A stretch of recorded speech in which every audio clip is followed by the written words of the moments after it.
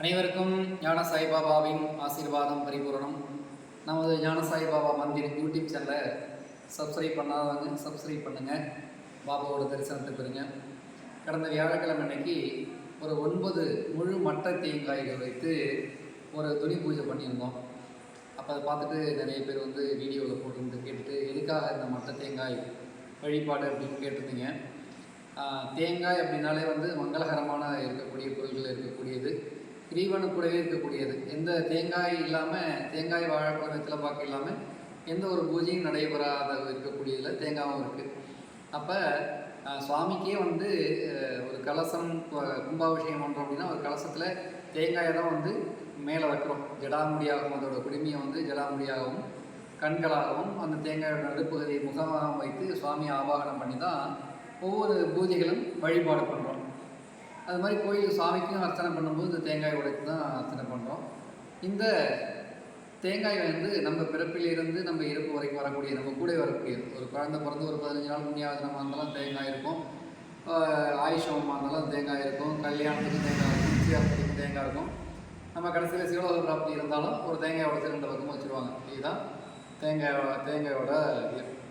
இப்போ இந்த மட்டை தேங்காய் பார்த்தீங்கன்னா குரும்பையாக இருந்து, இளநீராக இருந்து, தேங்காயாக இருந்து, அதுக்கப்புறம் பழுத்த மட்டை, அது மரத்துலேருந்து அதாவது விழக்கூடியது. சில பேர் எடுத்து காய வச்சுருப்பாங்க, அது சுருங்கி போயிடும். இது மரத்துலேயே இருக்கக்கூடிய மட்டை அப்படியே வழவழப்பு துணியோட காய்ந்து போயிருக்கக்கூடியது இந்த மட்டை தேங்காய். இப்போ முன்னோர்கள்லாம் நம்ம பார்த்துருப்பீங்க, சில வீட்டிலாம் போனீங்கன்னா மஞ்சள் துணியில் அந்த தேங்காயை கட்டி வாசலில் வச்சுருப்பாங்க. ஏன் அப்படின்னா நெகட்டிவ் தாட்ஸ் எல்லாம் ஏதாவது ஒரு கெட்ட சக்திகள் நம்ம விட்டு வராது. யாராவது நம்மளை பார்த்து ஒரு திருஷ்டிப்பட்டு இப்படி இருக்கி அப்படி இருக்கீங்கும் போதும் அந்த அந்த எஃபெக்டெல்லாம் அந்த தேங்காய் வாங்கி வைக்குமா. அதனால தான் தேங்காயை கட்டி வச்சுருப்பாங்க. வெளியில் ஏதாவது போகும்போது குலதெய்வத்தை நினச்சி சாமி கும்பிட்டுட்டு என்னுடைய காரியங்கள் வெற்றி அடையணும்னு சொல்லிட்டு போனோம். நம்ம சகுனம் பார்த்து போவாங்க முன்னாடியெல்லாம். இப்போல்லாம் சகுனம்னா எல்லாருமே இந்த வர பசங்களுக்கெல்லாம் தெரியாது. நம்ம வரலையும் தெரிஞ்சு வச்சு அதை நம்ம தான் சொல்லிக் கொடுக்கணும். ஒவ்வொரு காரியங்களாக போகும்போது சாமியை பார்த்து தரிசனம் பண்ணிவிட்டு என்னுடைய காரியங்கள் வெற்றி அடையும்னு சொல்லிட்டு போனோம்னா கண்டிப்பாக அந்த காரியங்கள் வெற்றி அடையும்.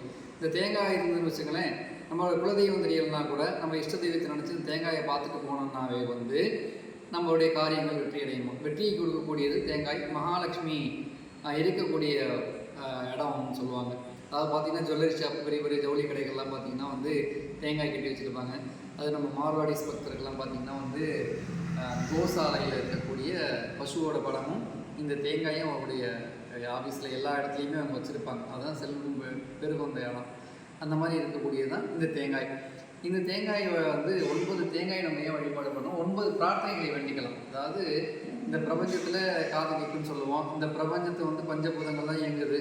அந்த பஞ்சபூதங்களில் இருக்கக்கூடிய நெருப்பு பாபா துணியா ஏற்றி புனித நெருப்பாக்கியிருக்காரு. அப்போ இப்போ நம்ம சொல்கிறது கேட்கும்போது இந்த தேங்காயை வைத்து வழிபாடு பண்ணி என்னுடைய பிரார்த்தனை நிறைவேற்றக்கூட, என்னுடைய தடைகள் விலகணும், திருமண தடைகள் விலகணும், குழந்தை பாக்கியம் கிடைக்கணும், எங்களுக்கு செல்வம் பெருகணும், எங்களுடைய கஷ்டங்கள்லாம் விலகணும், எங்களுக்கு வீடு வசதிகள் வாங்கணும், இந்த மாதிரி நம்மளுக்கெல்லாம் என்ன வேணுங்கிறத 9 பிரார்த்தனைகள் இப்போ வேண்டிட்டு இந்த மட்டை தேங்காய் இந்த துணியில் அக்னியில் போடும்போது அது நம்மளுக்கு அந்த சின்ன பரிகாரமாக பாபா கொடுத்துருக்காரு. பரிகாரம்லாம் இருக்குது.